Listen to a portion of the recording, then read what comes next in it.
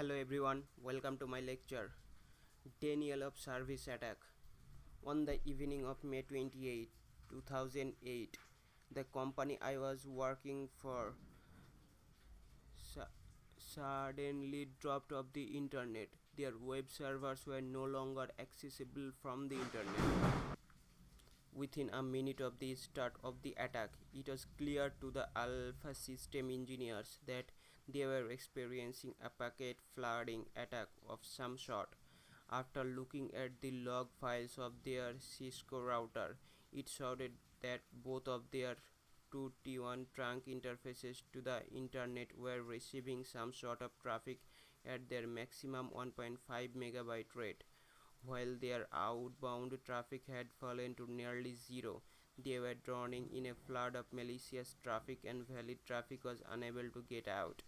Alpha System was the victim of a denial of server attack, more commonly referred to as a DOS. The engineers knew they had to do something quickly to stop the attacks and get the web server back up and accessible for their customers, but no one really knew what to do as this had never happened to the system before. Then someone thought of the packet filtering capabilities of the router. Luckily, because this dot attack was prone to filtering, Alpha system was able to weed out the bad packets and return their service to almost normal operation. In 2 minutes, Alpha system engineers applied brute force filters to their routers, shutting down all UDP and ICMP traffic, and alphasystem.com instantly popped back onto the network. A DOS attack is usually an attack of last resort. It's considered an unsophisticated attack because it doesn't gain the hacker access to any information but rather annoys the target and interrupts their service. DOS attacks can be destructive and have a substantial impact when sent from multiple systems at the same time.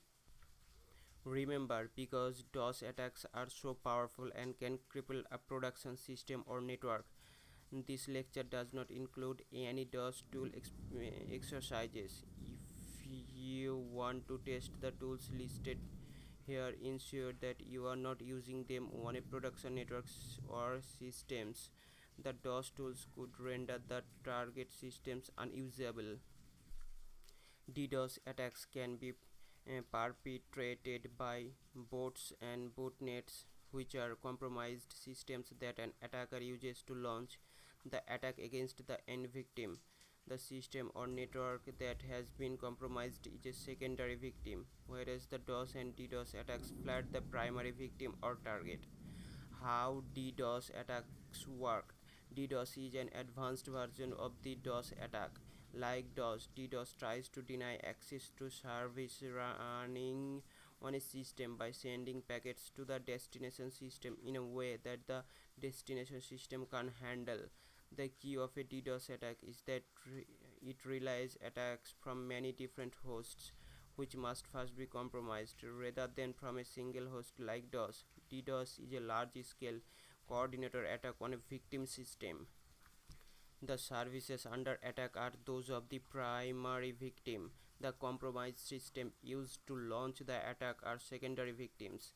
These compromised systems which send the DDoS to the primary victim are sometimes called zombies or bots. They are usually compromised through another attack and then used to launch an attack on the primary victim at a certain time or under certain conditions. It can be difficult to track the source of the attacks because they originated from several IP addresses.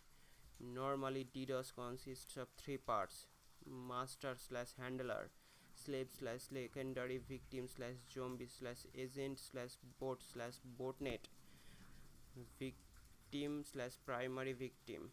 The master is the attack launcher. A slave is a host that is compromised by and controlled by the master. The victim is the target system. The master directs the slave to launch the attack on the victim systems. DDoS is done in two phases. In the intrusion phase, the hacker compromises weak systems in different networks around the world and install DDoS tools on those compromised slave systems. In the DDoS attack phase, the slave systems are triggered to cause them to attack the primary victim. How boots/bootnets work. A boot is short for web robot and is an automated software program that behaves intelligently. Spammers often use bots to automate the posting of spam messages on news groups or the sending of emails.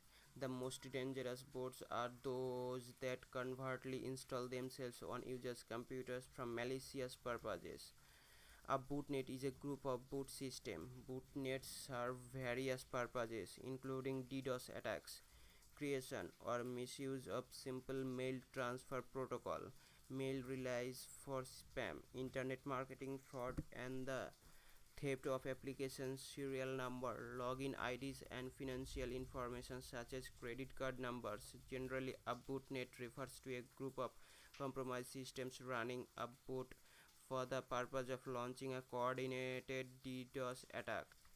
Anatomy of a distributed DDoS attack are shown below.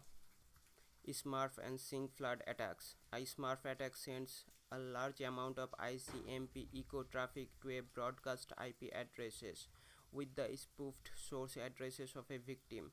Each secondary victim's host on that IP network replies to the ICPM echo request with an echo reply, multiplying the traffic by the number of hosts responding.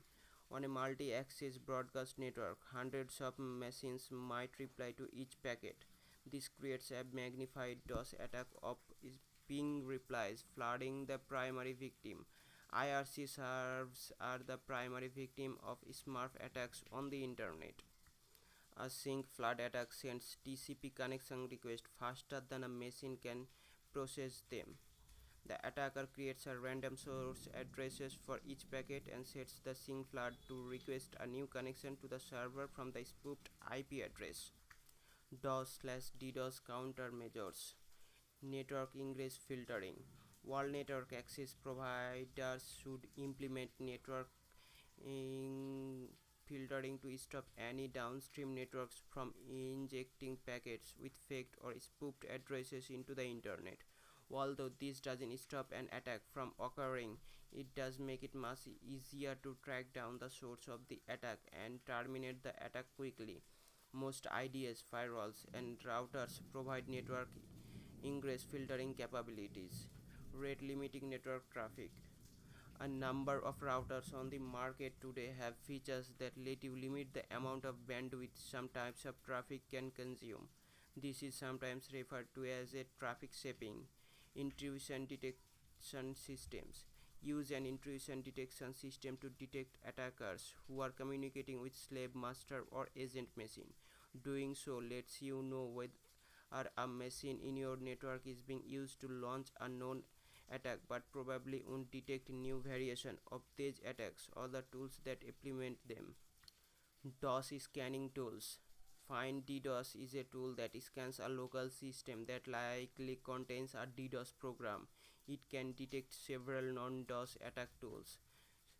Sarah gathers information about remote hosts and network by examining network services. This includes information about the network information services as well as potential security flaws, such as incorrectly set up or configured network services, well-known bugs in the system, or network utilize system software vulnerabilities listed in the common vulnerabilities and exposures database and weak policy decision.